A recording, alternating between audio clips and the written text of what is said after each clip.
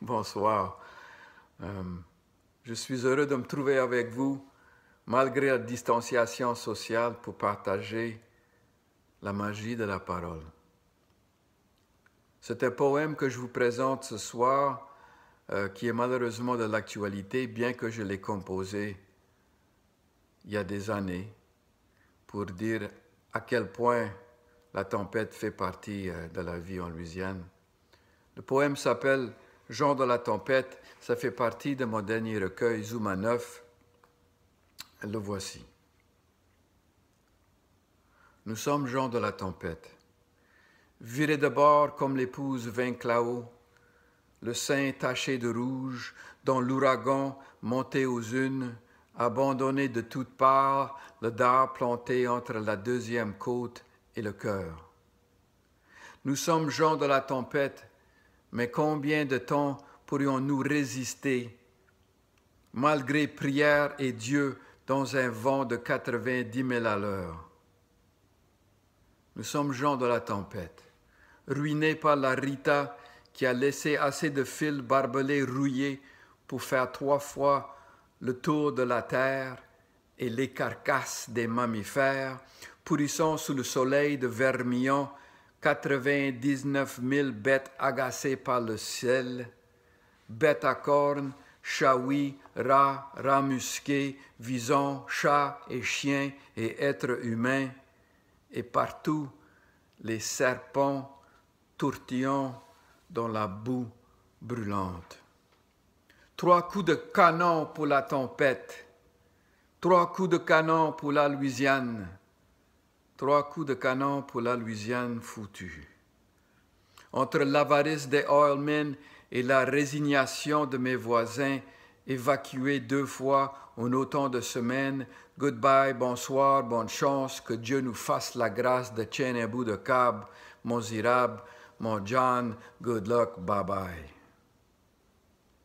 En 1942, André Boudreau, mon grand-père, s'installa à Port-Arthur pour travailler dans la raffinerie. Mieux que la vie d'habitant, à crever de faim tous les matins vers 5 heures, se lever, se lamenter, se demander comment il allait faire. Sa pinte de whisky cachée au coin du clos où il allait enfin trouver son repos. Sous comme une grive aux boules de confrier, jusqu'à ce que sa femme, ma grand-mère de ses 5 pieds de haut, attelait le traîneau pour aller le chercher, lui disant qu'il y avait de la compagnie pour qu'il se lève, pour qu'elle le pousse à bord. Ils ont quitté le Texas seulement quelques années plus tard, accaparés par les Américains, fatigués de parler américain et l'odeur du pétrole.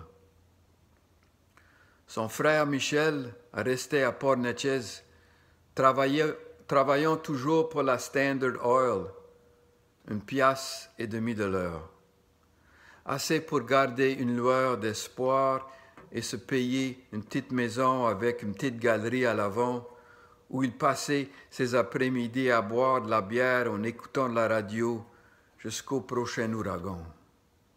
Sa femme, ma vieille tante, avec ses afflictions et l'église le dimanche, priant Dieu bien trop souvent. À tous les soirs, dans le noir comme à la clarté du jour, les graines de son chapelet usées par ses vieux doigts crochus. Ils ont pu s'acheter une télévision qui leur a facilité l'apprentissage de l'anglais pour mieux comprendre ce qu'on leur disait de faire, c'est clair.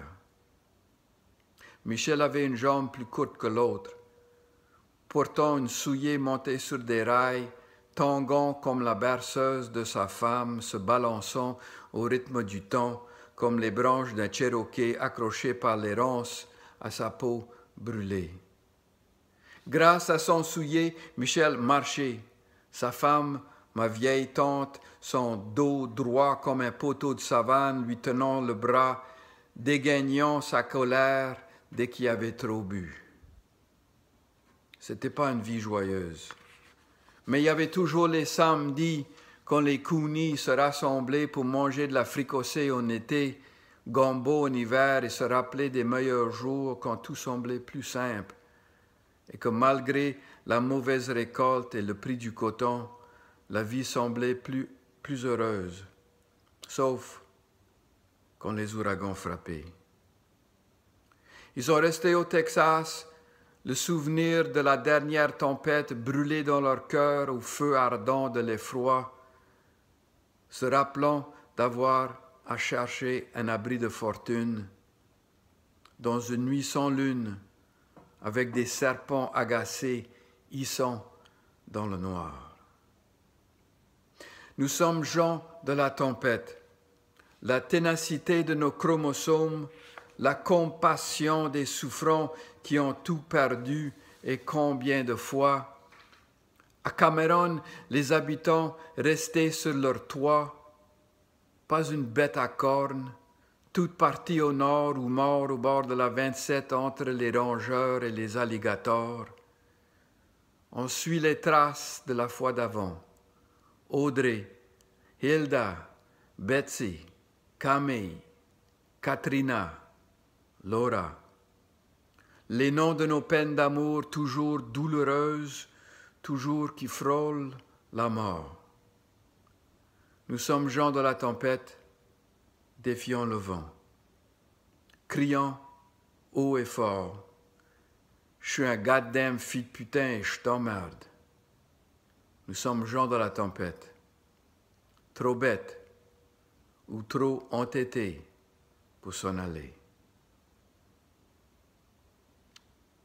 Voilà.